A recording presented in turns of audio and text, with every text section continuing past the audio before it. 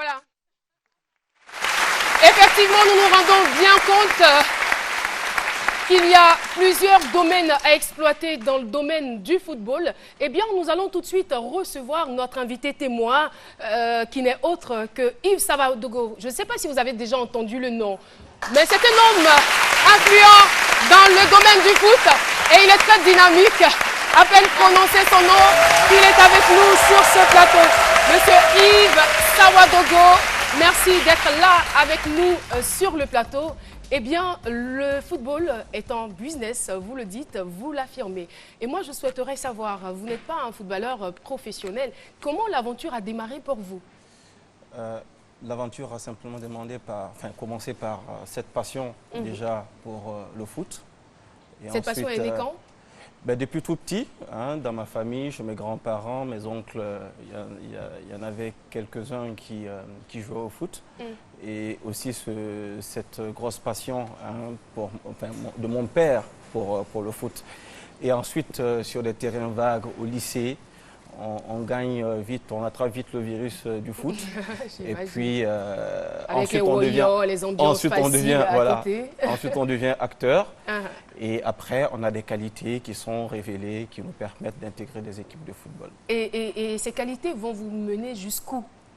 Alors, moi, personnellement, quand je pars de l'Afrique en 99 vers la France, c'est pour... je nourris cette ambition de devenir footballeur professionnel. Donc, j'arrive et je me rends compte que la réalité, elle est tout autre. À cette époque déjà, à cet âge, je dirais, vous prenez Thierry Henry, il est champion déjà, champion du monde, et évolue dans un grand club comme la Juventus de Turin. Alors, moi, je joue à un petit niveau, mais aussi histoire de... Vous jouez à quel poste?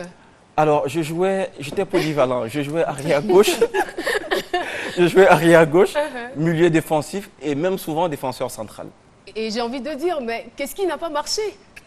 Non, parce qu'on n'a pas votre nom sur la liste des joueurs professionnels aujourd'hui. Justement, c'est aussi pouvoir expliquer aux uns et aux autres que tous ne peuvent pas devenir footballeurs professionnels. Mais c'était au départ votre ambition. C'était mon ambition, sauf que j'ai aussi vite compris, mais aussi parce que j'avais aussi des gens autour de moi qui me conseillaient, des gens avec lesquels j'échangeais, des gens comme Bernard Lama, Antoine. Alors d'ailleurs, Antoine Comboiré, à l'époque, était entraîneur de la réserve du Paris Saint-Germain. Quand je me pointe comme ça un jour, je lui dis, moi je suis très bon joueur, je viens d'Afrique, il faut m'essayer. Et il faut m'essayer. Et il me dit, viens dans mon bureau avec moi. Et il me dit, écoute, ici, vous voyez, on est assez structuré, on est assez organisé, il y a toute une étape. Voilà. Par contre, vous savez, on peut aussi commencer au niveau amateur et gravir des échelons. Voilà. D'accord, et c'est comme ça que les choses évoluent. Petit à petit, sauf que je pouvais pas bien sûr jouer dans cette équipe avec la réserve du Paris Saint-Germain. Et à l'époque, Carl Olive, qui était très proche, journaliste sportif, mais très proche du Paris Saint-Germain, m'a été un après-midi présenté par Bernard Lama qui lui dit, mais Carl, est-ce que tu pourrais vraiment aider Yves? Et à l'époque, Carl était président, joueur. Carl Olive est actuellement maire de la commune de... Justement, moi je suis quand même impressionnée parce que ce sont des personnes très influentes du football que vous êtes en train de citer. Comment est-ce que vous les avez rencontrés? Quand j'arrive en Europe, j'ai cette ambition. Est-ce que vous avez été pistonné? Non, juste une démarche naturelle d'aller vers des institutions du football. Donc ça a commencé par la Fédération française de football, où j'établis des contacts. Ensuite, je décide d'aller au camp d'entraînement du Paris Saint-Germain. Et puis, je fais cette rencontre avec Bernard Lama, Antoine Comboiré, tout de suite, qui m'ouvre des portes. Ensuite, Carl Olive, qui m'amène dans son club de l'association sportive de Chatou, en banlieue parisienne, où je compétis, je joue en DHR, donc la division régionale à cette époque. Et puis, au bout d'une saison, en région parisienne, je vais dans la banlieue de Lyon, à Vénissieux, où je trouve un travail qui m'avait été trouvé, où j'ai un travail trouvé par mon club, je joue dans cette On petite... veut savoir, c'est quel travail? Mais Parce que là, votre ambition, on va dire, de devenir footballeur professionnel meurt, ne se réalise pas. Et là, vous trouvez un travail. Quel travail? Alors, un travail, mais qui m'avait été donné par le foot. Voilà. Et c'était quoi? Ça consistait en quoi? J'avais un travail à l'époque de vendeur dans un magasin de sport. D'accord. Qui m'avait été trouvé par mon équipe de foot. Mais aussi, j'étais hébergé par mon équipe de foot. Et puis, j'avais des primes de match. Hein, je compétissais en championnat dans la région Rhône-Alpes. Donc, à cette époque, à 19 ans, 20 ans, je vivais, je pense, j'étais content de vivre, je dirais, de ce sport. Parce que finalement, mon travail m'avait été donné par mon club de football. J'étais logé par mon équipe de football. J'avais mes primes de match qui me permettaient aussi d'arrondir mes fins du mois. Et donc, je vivais bien, je dirais, ma vie de jeunes amateurs footballeurs. Oui, Philo. Vous êtes en train de dire que pour vous, le football, c'est un business. C'est ça. Donc, ça veut dire quoi? Est-ce qu'il ne faut pas forcément avoir certaines qualités en matière de football pour forcément être footballeur professionnel? Alors, le football est devenu avec... Parce que l'homme de la rue que nous suit actuellement, il va dire, bon, comme lui dit, c'est business là. Voilà pourquoi il n'est pas connu là. Il est passé par business là, puis il n'est pas connu aujourd'hui. Pourtant, lui, il va se dire, non, pour être un footballeur professionnel, il faut savoir jouer au football. Oui, à la base, il faut beaucoup de qualité, c'est clair.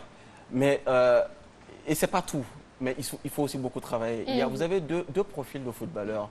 Ceux qui sont très talentueux, mais aussi consciencieux et qui comprennent vite qu'ils ont des qualités de footballeur et qu'avec un gros sérieux, ils peuvent faire carrière. Mais vous avez aussi des joueurs moyens qui, à force de travailler, très ambitieux, arrivent aussi à se hisser à un niveau très, très élevé. Donc oui, le football est devenu, avec le temps, un véritable business. Quand on entend toutes ces sommes, mais vraiment exact, on se dit, et tout l'engouement que ce sport suscite, c'est le sport le plus populaire au monde. Donc ne soyez pas surpris aussi de voir tous ces annonceurs autour du football. Les droits télévision qui sont de plus en plus élevés.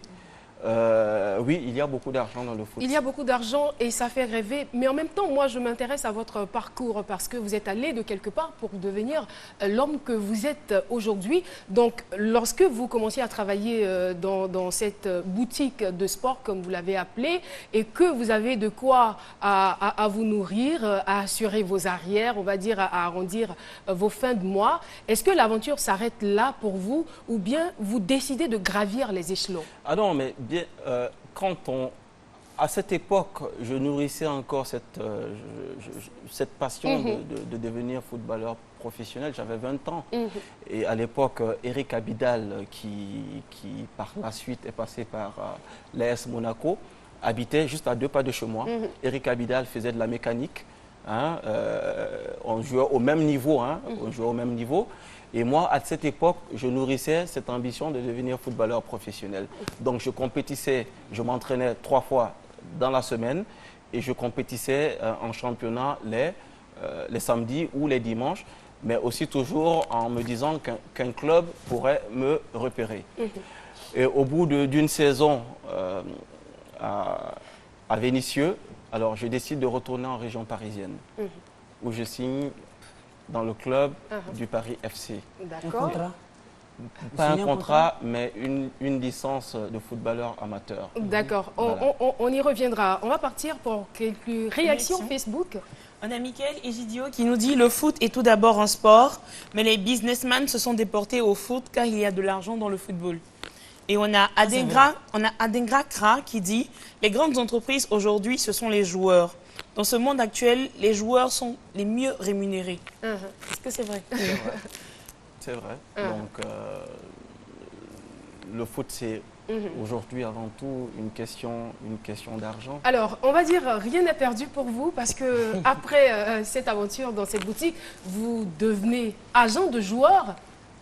Après cette aventure... Il y a eu certainement des étapes avant d'être agent de joueur. Ça m'intéresse, être agent de joueur. Bien sûr. Parce que je sais que le parcours, il est long. Si on veut l'égrener, on ne va pas s'en sortir. Non, mais vite, il faut dire que j'avais quand même aussi à cette époque de très bons contacts dans ce milieu. J'étais déjà ami à pas mal de footballeurs africains confirmés et très souvent on avait des échanges. Mais j'ai aussi eu cette chance de côtoyer quelqu'un comme Bernard Lama qui n'a jamais arrêté de me conseiller. Lui était passé professionnel, avait connu l'équipe de France à un âge très avancé et jusqu'au jour où il me dit, Yves, tu sais, tu pourrais peut-être avoir des qualités, mais ne pas passer footballeur professionnel. Mais tu es encore jeune, hein, il faut que tu te donnes les moyens, surtout, de penser à ton après-football, à une reconversion. Et ça m'a fait tic. Et à 27 ans, je décide d'arrêter de jouer après une dernière saison à Chartres, dans la banlieue, enfin, à 1 heure de Paris. D'accord. Je décide d'arrêter et le même Bernard Lama me présente à son agent, hein, Bruno Satin, qui avait géré la carrière de pas mal de footballeurs français, mais aussi africains. Est-ce que dans ce studio, il y a des jeunes qui rêveraient d'être footballeurs ou d'investir peut-être dans le domaine du football? Est-ce qu'il y a des gens? Non, ils sont pas, ben, ils sont pas très nombreux. Hein? Bon, je veux qu'ils applaudissent ceux qui sont intéressés. Comme ça nous donnera une nette idée. Vous êtes intéressés, hein? Mais pourquoi les femmes ne sont pas intéressées? Franchement, je vois juste des hommes. Je vois juste des hommes. Ah, il y a une femme, hein? Il y a une femme. D'accord. On vous attend pour l'équipe nationale. 10 à 0. 10 à 0. Non, attends, Philo. Non, en fait, Non. On ne va pas revenir sur cette histoire de 10 à 0. Ça me touche au fait. Docteur Philo. Alors, oui, Alissa, tu voulais dire quelque chose? Je voulais investir aussi dans ce domaine. Ah, tu voudrais investir dans le domaine? Ah, ben c'est bien. Oui, oui. Okay. Demande de savoir comment est-ce qu'elle aimerait investir dans ce milieu. Alors, Attends, comment je vois. Ah, alors là, Je viendrai prendre les cours avec vous. Oui. Alors, justement... Je pense pas que ce soit fait pour Les femmes? les femmes. Pourquoi? Excusez-moi d'être un peu... Mais pourquoi? Non, c'est un milieu assez difficile, infernal. mais aujourd'hui, les femmes exercent, on va dire, à souhait les métiers d'hommes. Donc, il n'y a pas de problème, on peut tout Ouais, mais faire. vous savez, le foot est Et les femmes sont tellement intelligentes et subtiles. À ça, le foot est particulier. Ah, C'est un métier particulier. D'accord. Mais attends, qu'est-ce qu'elle doit craindre à ce niveau-là? Quand même. Qu'est-ce qu'elle doit craindre? À quoi elle peut être exposée? Si vous avez réussi, pourquoi pas elle? Sauf que moi, j'ai réussi parce que je suis peut-être... Dans le milieu? Dans le milieu, peut-être que j'ai été footeux. Très tôt, j'ai eu peut-être cette passion pour le foot. Mais surtout, j'ai vite compris que c'était mon milieu, que c'était mon domaine. Mais si vous déconseillez à une femme d'entrer dans ce milieu, est-ce que c'est parce que ce milieu, il est malsain? Je ne suis pas en train de le dire, c'est une question. Écoutez, comme tous les milieux aussi, je dirais, tout n'est pas toujours net dans le foot. Et déjà, j'ai toujours eu du mal déjà à voir les femmes autour du foot, déjà. Donc, une femme qui aimerait y exercer une activité, c'est peut-être possible, mais laquelle des activités? Le métier d'agent de joueur, je pense que si moi, je l'avais peut-être exercé aujourd'hui marié, peut-être que les choses se seraient très bien mal passées. Ça nous fait peur quand même, dans ma vie de couple. Voilà. Mais aujourd'hui... Mais c'est quoi les, je veux dire, c'est quoi les risques et les difficultés? Il y a trop de contraintes. Il faut beaucoup voyager. Il faut beaucoup... vous êtes tout le temps absent, mais trop de déceptions aussi. Des déceptions liées à quoi? Mais des déceptions liées à une certaine trahison, parce que quand vous avez des joueurs qui sont très portés sur de l'argent, qui vous font espérer que vous êtes la personne, l'interlocuteur, vous êtes la personne qu'ils ont choisi, qui doit gérer leur carrière et qui, à la moindre petite sollicitation, n'hésite pas à vous mettre de côté et aller avec un autre. Il y a souvent de quoi... Beaucoup de déceptions. Ça a été votre cas? Mais vite, ça a été votre cas? Vous l'avez vécu? J'ai vécu beaucoup de cas comme ça, mais avec le temps, ça vous forge vraiment une certaine personnalité. Et vous finissez par mieux comprendre, mieux connaître les rouages et les aléas de votre métier. Et puis bon, vous savez que dès que vous vous mettez à une table de négociation avec un joueur, vous savez très bien si ce joueur va vous planter un jour ou pas. Donc, après, vous sentez facilement, naturellement les choses. Voilà. Alors, vous ne vous êtes pas limité à être agent de joueur, vous avez fait plusieurs choses. Par exemple, c'est vous qui avez piloté, on va dire, la candidature de Hervé Renard. Piloter, oui, c'est vrai que j'ai beaucoup... Ça vous embête d'en parler? pas vraiment, parce que j'ai pas peut-être été mis au devant, mais je connaissais, j'avais l'avantage aussi de bien connaître le terrain, et puis je savais et surtout que vous avez le contact facile. Oui, c'est vrai Ça a facilité les choses. on en avait déjà parlé depuis très longtemps. Et c'est vrai qu'il avait cette envie de venir en Côte d'Ivoire. Et on s'était vu à Paris un jour, on avait déjeuné, on en avait parlé. Je lui avais vraiment parlé de l'environnement ici et de ce qu'il pouvait réaliser aussi. Mais pourquoi lui et non pas d'autres personnes, d'autres sélectionneurs? Moi, j'ai toujours fonctionné en termes de profil. Quand on parle en termes de profil, ce qui veut dire qu'on sait très bien où on va et on est assez pertinent justement dans ce que nous proposons. Et j'avais déjà mené une étude à moi personnellement et je m'étais posé la question pourquoi depuis autant d'années aucun entraîneur n'avait pu ramener la coupe ici en Côte d'Ivoire. Et ensuite, j'avais regardé le profil des différents entraîneurs qui étaient passés. Et c'est là où se trouvait, je pense, la faille. À cette époque, à l'époque déjà, quand vous prenez Didier Drogba, qui a un entraîneur assez charismatique, comme José Mourinho à Chelsea, Arsène Wenger à Arsenal, avec les joueurs Kolo Touré, Emmanuel Eboué à l'époque, Didier Zokora à Tottenham. Ils avaient justement à la tête de leur club des entraîneurs charismatiques. Ici, on a vu des entraîneurs passer qui, pour moi, n'avaient véritablement pas le niveau. Vous voulez parler de qui? De la sélection. Non, je ne dirais pas de nom. Je dirais pas de nom. Mais je pense que des entraîneurs, pas mal d'entraîneurs sont passés et n'avaient pas suffisamment de poigne pour... Bon, on va écouter Philo. Voilà. Certainement qu'il va vous aider. Vous voulez parler de Sabri Lamouchi? Dis-nous un nom. Sabri Lamouchi? Mais attention, moi je pense que... Et pourtant... Non, puisque je le dis, parce qu'autour de ce nom-là, il y a eu trop de débats. Oui, mais alors, Sabri Lamouchi, c'est sur le plan de la communication qu'il a été très mal présenté ici en Côte d'Ivoire. Sinon, le profil de Sabri Lamouchi n'est pas... Quand vous parlez de profil, c'est en termes de quoi? Parce qu'on sait que alors, Sabri Lamouchi sortait à peine... Oui, mais bon, après ça, c'est vraiment ce que les gens ont utilisé ici pour l'affaiblir, pour ne même pas... Voilà, pour le déstabiliser. Mais je veux simplement expliquer aux gens, on peut sortir de l'école et puis... Être performant. Être très, très performant. D'accord. Mais je veux revenir quand même sur le départ d'Hervé Renard. Qu'est-ce que ça vous ramène?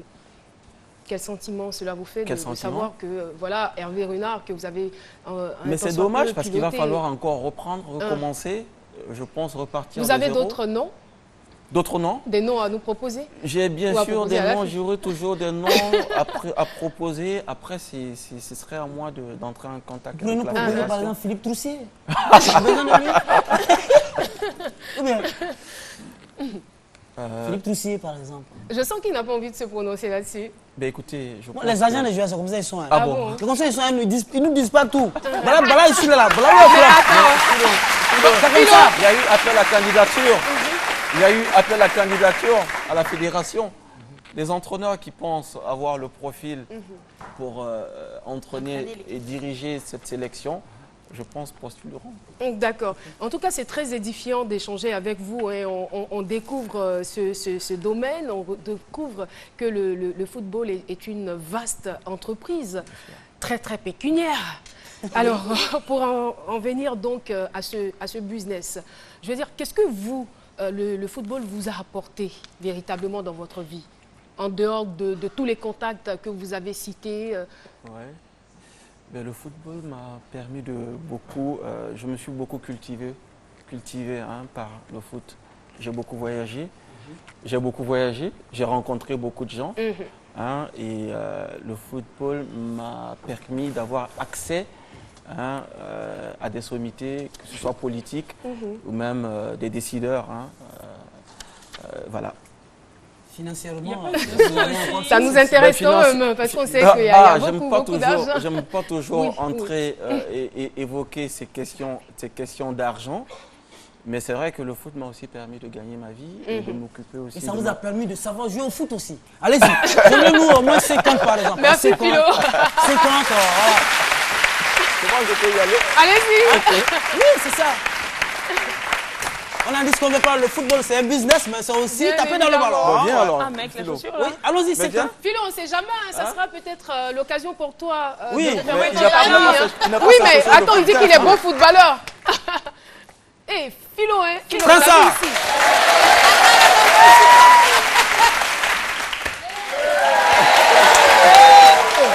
Philo.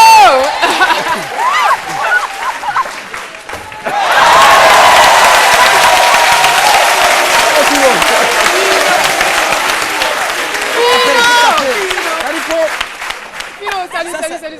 Non. Ça, on appelle ça le contrat d'adresse. Il faut brosser le ballon. 10 ans en arrière, j'aurais pu te vendre. 10 ans en arrière. Alors, Monsieur le vieux joueur. ouais. Voilà. Mais c'est vrai que c'est vrai Mario. que vous aussi, vous n'avez rien perdu. Hein. Vous vous frottez toujours au sport. Vous êtes souvent sur le terrain. Non, c'est le côté business plus trop qui vous maintenant. intéresse. Voilà, plus trop maintenant. Plus trop. J'essaie de trouver du temps pour un peu taper dans le ballon, mais c'est pas évident. D'accord. Alors, on va essayer de vous poser une question peut-être un peu Décalée. impertinente. Voilà, par rapport à la question de Blatter. Joseph, bizarrement, il s'appelle Joseph comme notre rédacteur en chef. Enfin bref, ce n'est pas de lui qu'il s'agit. Donc Blatter qui démissionne, on va dire, 4 jours après son 5e mandat. À peine élu pour son 5e mandat, il démissionne. Qu'est-ce que vous en pensez, vous, de Mais cette situation? C'est vrai que avec ce scandale de corruption autour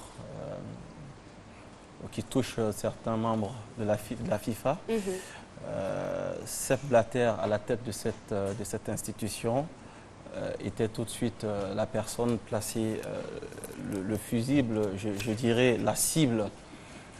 Le voir démissionner quelques jours après, je pense, sa réélection à la tête de la FIFA, j'ai tout de suite compris que sans doute il avait subi de fortes pressions.